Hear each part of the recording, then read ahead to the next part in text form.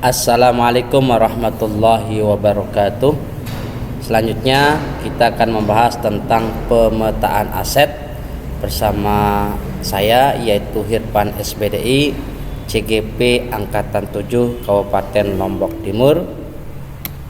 Kemudian yang dibantu oleh atau didampingi oleh ibu pengajar praktik, yaitu Bunda Hernawati. Selanjutnya adalah Ibu Erni Isis Aisyah Amini MPD sebagai fasilitator. Kemudian kita lanjut kepada pendampingan individu pemetaan aset sekolah, ya. Tadi sudah ini. Oke, lanjut. Kita masuk di bagian tujuan pembelajaran khusus, yaitu CGP melakukan diskusi bersama kepala sekolah untuk mengidentifikasi aset yang dimiliki oleh sekolah. Kemudian dengan beberapa ibu guru, kemudian serta murid yang akan mengidentifikasi, memetakan 7 aset utama yang dimiliki oleh sekolah. Selanjutnya kita akan lihat 7 aset yang perlu kita cermati.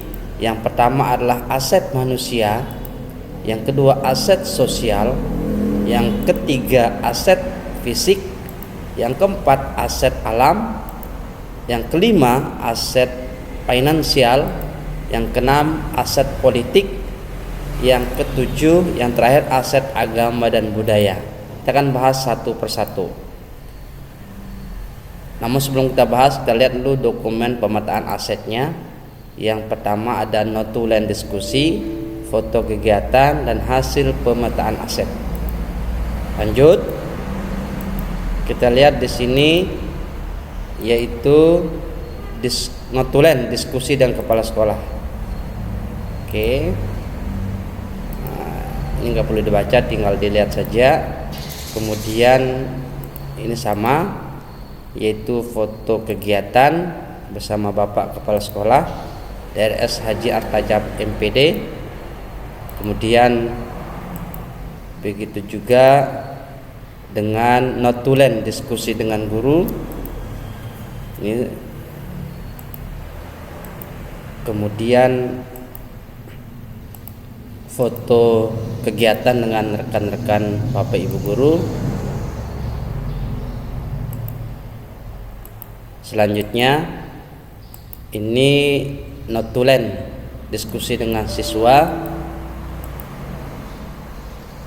Kemudian foto kegiatan diskusi dengan siswa atau murid. Dan yang terpenting di sini adalah hasil pemetaan aset atau kesimpulan hasil diskusi bersama kepala sekolah, guru, dan murid. Yang pertama kita akan membahas tentang kesimpulan dari modal kemanusiaan. Pertama dari segi murid, kemudian guru, staf, dan kemudian kepala sekolah. Di murid kita akan mencoba memberdayakan 987 murid dengan maksimal sesuai minat dan bakat. Kemudian di guru kita memiliki 3 mantan kepala sekolah yang siap membagi praktik baik, 2 guru penggerak, 4 guru lulusan S2, 4 guru lulusan IT yang siap siaga dengan segala yang berkaitan dengan online. Kemudian 20 guru muda fresh graduate, 25 guru di bawah usia 50 tahun. Kemudian ada staf tata usaha. Kemudian kepala sekolah yang paling penting dengan segudang pengalaman kepala sekolah, mampu sebagai leader, motivator, supervisor, pengambil keputusan, manajerial, fasilitator yang bertanggung jawab, selalu mendukung program pemerintah termasuk VGP, memberi kesempatan guru untuk mengembangkan diri. Selanjutnya kita akan membahas tentang hasil pemetaan aset yang berkaitan dengan modal aset atau modal sosial. Di sini kita perhatikan, yaitu pertama, hubungan sosial terjalin antara warga sekolah dengan masyarakat sekitar Mas Bage. Kemudian kegiatan bakti sosial dilaksanakan dengan masyarakat setiap tahun dalam mendukung kepedulian sosial warga sekolah. Selanjutnya yang ketiga, adanya program sekolah atau kegiatan sosial yang diadakan oleh sekolah atau luar sekolah. Kemudian ada organisasi yang diikuti oleh guru dan karyawan sekolah maupun di luar sekolah. Kemudian modal sosial yang keempat, yaitu melakukan kerjasama dengan salah satunya atau beberapa hal. Yang pertama yaitu SMA sekitar untuk mengimbaskan IKM, kemudian puskesmas sekitar dalam urusan kesehatan, PMI dalam hal donor darah, Polsek, Polres dalam ketertiban dan disiplin murid, Koramil dalam ketertiban dan disiplin murid, Bank NTB, Bank BNI, Bank BKKBN dalam hal sekolah siaga kependudukan, masyarakat sekitar dalam pemantauan murid di sekitar sekolah, pegawai BGV NTB dalam studi kasus pembelajaran berdiferensiasi. Lanjut, kita lihat di pemetaan yaitu hasil modal fisik.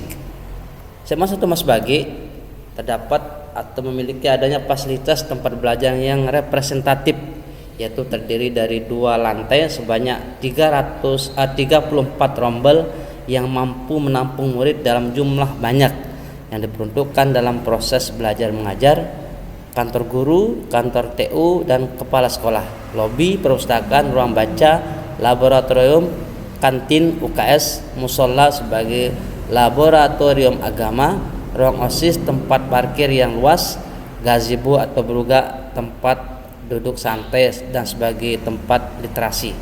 Kemudian sarana prasarana, tersedia jaringan internet stabil yang memadai di hampir semua ruang dan internet khusus di perpustakaan untuk murid, air PDAM dan air tanah yang sangat melimpah. Kemudian kita lihat di hasil pemetaan modal alam. Di Kecamatan Mas Bage memiliki 3 pasar besar, yaitu Pasar Kering Mas Bage, Pasar Baru Mas Bage, dan Pasar Pak Motong, dan ratusan ruko sampai kios-kios kecil yang memungkinkan dan bisa dimanfaatkan untuk kegiatan P5, yaitu kewirausahaan. Kemudian yang kedua, air tanah yang sangat melimpah yang dimanfaatkan untuk suplai air di seluruh lingkungan sekolah. Kemudian yang tiga, ada Waterpark DV, Dangar Village Waterpark yang berada di Desa Dangar, Kecamatan Mas Bage, yang bisa dimanfaatkan untuk latihan renang ketika belajar materi renang di Mapel Penjas Orkes. Kemudian lapangan rumput, basket dan lapangan voli yang bisa dimanfaatkan juga untuk kegiatan mengaji pagi, upacara pramuka dan ekskul lainnya. Kemudian kita lihat di modal finansial,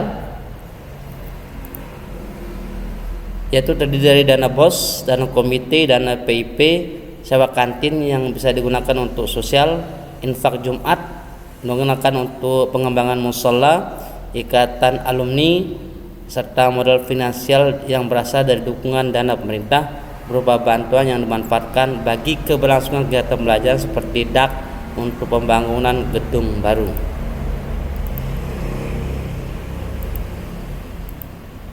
Kemudian modal politik. Mas Bage yaitu berdekatan, atau saya Mas Bage berdekatan dengan kantor pemerintahan, yaitu kantor desa dan kecamatan. Lokasi sekolah juga berdekatan dengan Koramil. Kemudian tiga, sebagai sekolah penggerak yang akan memberi percontohan kepada sekolah lain, sekolah sekitar, MOU dengan beberapa pihak terkait, memiliki koneksi dengan Pusdatin sehingga dapat mendapatkan informasi lebih cepat terkait pemanfaatan akun belajar dan pengembangan diri guru melalui pelatihan-pelatihan. Di Kecamatan Mas Bage terdapat 2 orang anggota DPRD provinsi dan 5 anggota DPRD kabupaten yang selalu mengawal mutu dan kualitas sekolah.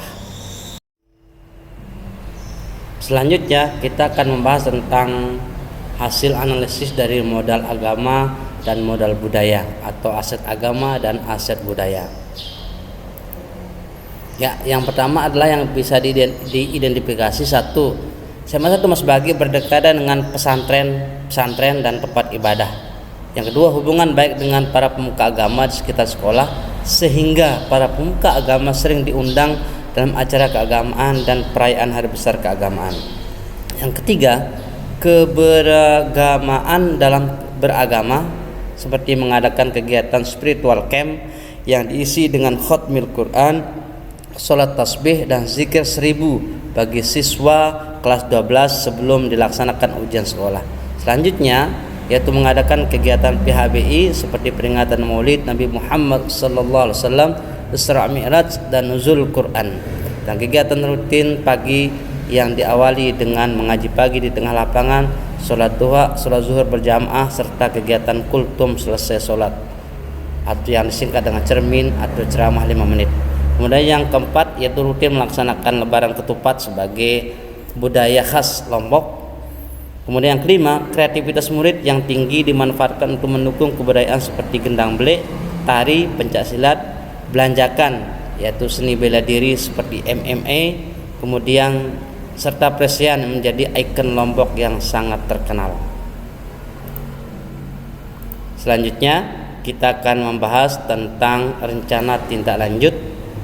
Melalui pemetaan aset yang telah dilaksanakan bersama warga sekolah, CGP berharap aset yang ada dapat dijadikan kekuatan. Sekali lagi, bisa dijadikan kekuatan sekolah untuk meningkatkan kualitas pembelajaran yang berdampak pada murid guna mencapai pendidikan yang menghasilkan peserta didik atau murid yang memiliki kepemimpinan secara mandiri. Untuk itu perlu adanya evaluasi untuk menjalankan program agar berjalan secara maksimal. Demikian, terima kasih. Assalamualaikum warahmatullahi wabarakatuh.